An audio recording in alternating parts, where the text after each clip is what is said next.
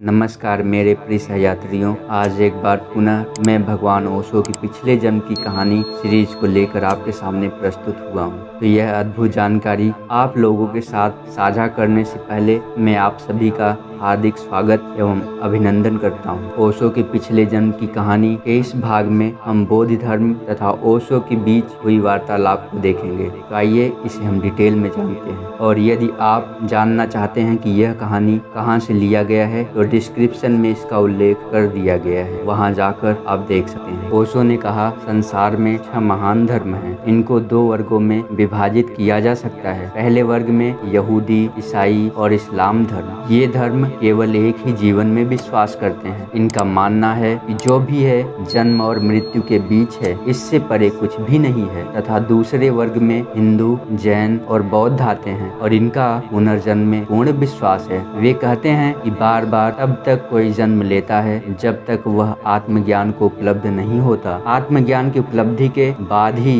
जन्म तथा मृत्यु का चक्र रुक जाता है। इसके आगे ओशो ने और कहा कि मैंने ध्यान किया और मैं उस बिंदु पर पहुंचा जहां से मैं अपने पिछले जन्म को देख सका, और यह सबूत मेरे लिए पर्याप्त है। यह मेरा ज्ञान और अनुभव है। इसका हिंदुओं की विरासत तथा विश्वासों से कुछ भी लेना देना नहीं है। यह मैं अपने अनुभव के आधार पर कह रहा हूँ। मैं अपने सभी कार्यों को न केवल इस जन्म में अपितु कई जन्मों में तीक्ष्ण तथा परिष्कृत बुद्धिमत्ता के साथ करता था। मैं कई गुप्त समूहों को इस जीवन में तथा इससे पहले वाले जीवन में भी जानता था। मैं कई गुप्त समूहों के साथ संपर्क में रहा हूँ, लेकिन मैं तुम्हें उनके ठिकाने के बारे में नहीं बता सकता हूँ। मैं तुम्हें उनके नाम भी नहीं बता सकता हूँ, क्योंकि इसकी मुझे अनुमति नहीं है। वास्तव में इसका कोई उपयोग भी नहीं है, लेकिन मैं तुम्हें यह जरूर बता सकता हूँ कि वे अभी भी हैं और वे अभी भी सहायता करने की कोशिश करते हैं। ओशो ने आगे और बताया कि मैं व्यक्तिगत रूप से बोधि धर्म को जानता हूँ। मैं उस व्यक्ति के साथ कम से कम 3 महीनों तक यात्रा किया था। वह मुझे प्रेम करते थे ठीक उसी प्रकार जैसे मैं उन्हें प्रेम करता था। तुम यह जानने के लिए उत्सुक हो गए कि वह मुझे क्यों प्रेम करते थे। वह मुझसे प्रेम करते थे क्योंकि मैंने उनसे कभी भी कोई प्रश्न नहीं पूछा। उन्होंने मुझसे कहा, तुम वह पहले व्यक्ति हो जिससे मैं मिला और उसने मुझसे कोई प्रश्न नहीं पूछा। मैं केवल प्रश्नों से ही उबता हूँ और तुम ही केवल वह व्यक्ति हो जिसने मुझे उबाया नहीं। मैंने कहा, इसका एक कारण है। उन्होंने पूछा, क्या कारण है? मैंने कहा, मैं केवल उत्तर देता हूँ, मैं कभी भी प्रश्न नहीं करता।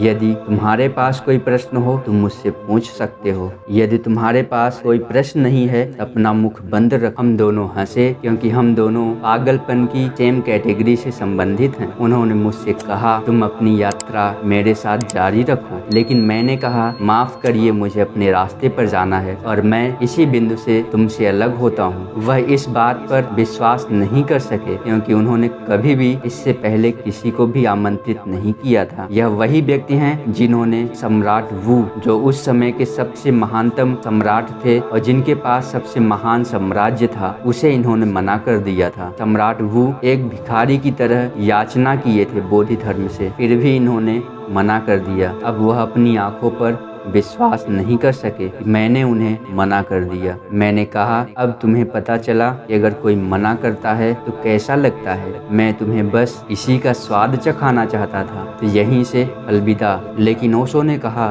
कि यह सभी 1400 शताब्दियों पहले की बात है। बोधि धर्म वही रहस्यमय व्यक्ति हैं जिन्होंने बौद्ध धर्म को भारत से छीन लाए थे। तो कहानी के इस भाग में आज इतना ही। फिर मिलते हैं इस सीरीज के अगले भाग में। तब तक आप हमारे YouTube चैनल को देखते रहिए। धन्यवाद।